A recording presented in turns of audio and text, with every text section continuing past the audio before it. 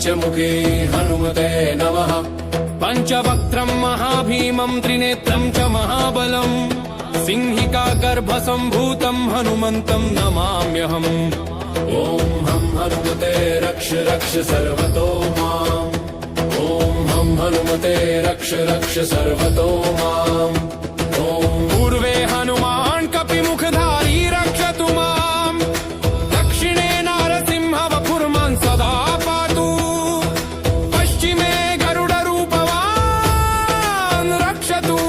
उत्तरदिशि वराहरूप सदा रक्षतु माम्। पूर्वे हयग्रीवविग्रह पातु मे शिरः। अधस्तात् ब्रह्मास्त्ररूप पातु पादयुग्मं सदा।